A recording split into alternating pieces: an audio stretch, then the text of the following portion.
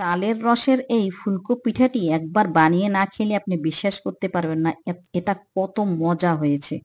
বাজারে এখন প্রচুর তাল বের হয়েছে। আপনার বাজার থেকে তাল নিয়ে এসে তালটাকে ছিলে আপনারা রসটা বের করে নিতে পারেন। তো আমি এখানে একটি বাটিতে ১ কাপ চালের গুঁড়ো নিয়েছি। এবার এটা ২ বার দেওয়ার কারণ হচ্ছে এটা হচ্ছে কি মেজারমেন্ট কাপের 1/2 কাপ। এজন্য ২ বার দিয়েছি। আর দিয়ে দিলাম 1/2 কাপ আটা। আপনারা ময়দাও দিতে পারেন। বাসায় যেটা থাকবে আপনারা সেটাই দিবেন। তো আমার বাসায় আটা ছিল এইজন্য আমি আটা দিয়েছি। আর দিয়ে দিব 1/2 কাপ চিনি। এটা গুড়ও দিতে পারেন। গুড় দিলেও অনেক সুন্দর ঘ্রাণ হয়। তো আমি চিনিই দিয়েছি। চিনি দিলেও কালারটা হালকা, হালকা কালার আসে এইজন্য চিনি দিয়েছি। আর যে যেভাবে খাবেন সেভাবে চিনি দিবেন। আর দিয়েছি আমি পৌনে ১ কাপ তালের রস। অ্যা এই যে ১ম এ 1/2 কাপ দিয়েছি, পরে আবার একটু দিয়েছি। মোট পৌনে ১ কাপ হয়েছে। এখন এগুলো সব একসঙ্গে মিক্স করে নিব। আর দিব সামান্য লবণ। এখানে মিষ্টি জাতীয় খাবারে একটু লবণ না দিলে আমার ভালো লাগে না।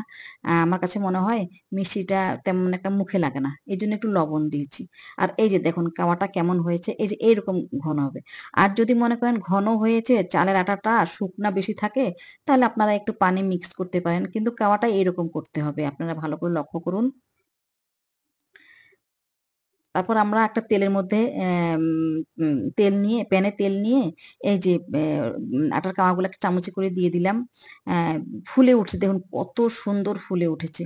আর একদম ফুলে, ফুলে সাইডে ফেটেও যাচ্ছে। মনে হচ্ছে যে ফেটে যাবে এমন অবস্থা। আমি আরেকটাও আপনাদেরকে করিয়ে দেখাচ্ছি। অ্যা দেখুন কত সুন্দর এটাও আস্তে, আস্তে, আস্তে, আস্তে ফুলে উঠবে। এত ভালো লাগে দেখতে। ২ পাশে পাতলা হয়েছে আর মাঝখানটা ফোপা হয়েছে।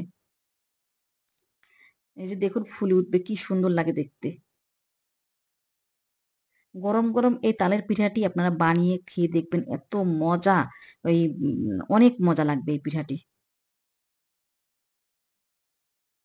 উল্টিয়ে পাল্টিয়ে ভাজলাম। আপনারা কালার দেখবেন যে কেউ যদি একটু কড়া কালার করতে চান তাহলে এরকম করবেন। আর কেউ যদি একটু হালকা কালার করতে চান তাহলে আরেকটু হালকা কালারের অবস্থাতে আপনারা নামিয়ে ফেলবেন। আবার অনেকে আবার একটু বেশি লাল করতে চায়। যেমন আমার মেয়ে খেলে বেশি লাল করে, ও লাল বেশি খায়। মানে একটু কড়া, কড়া ভাজা ওর কাছে নাকি ভালো লাগে। যাই হোক যেভাবে যেটা যে যেভাবে খাবেন সে রুচি অনুযায়ী খাবেন। আর লাস্টের এই পিঠাটা এরকম হয়েছে কেন? ওই যে নিচে যে ছিল হাঁড়িতে ওইটুকুই একটু দিয়ে বানিয়েছিলাম তো এজন্য বাঁকাচাকা হয়েছে। তা দেখুন কত সুন্দর হয়েছে। কালারটাও অনেক সুন্দর হয়েছে। খাবার রুচিটাও আপনাদেরকে বাড়িয়ে দিবে। এইজন্য আমি একটু সুন্দর একটা ডিসপ্লে করলাম। আর হচ্ছে যে অর্ধেকটা আমি যে এই দেন কেটে নিয়েছি, অর্ধেক করে নিয়েছি। দেখুন এত সফট হয়েছে যে বিশ্বাস করতে পারবেন না। এই সামান্য কয়েকটি উপকরণ দিয়েই কিন্তু আমি বানিয়ে ফেললাম এই তালের পিঠা। তো আপনাদের কাছে ভিডিওটি কেমন লেগেছে? যদি ভালো লাগে তো অবশ্যই চ্যানেলটি সাবস্ক্রাইব করে রাখবেন। তো ধন্যবাদ সবাইকে।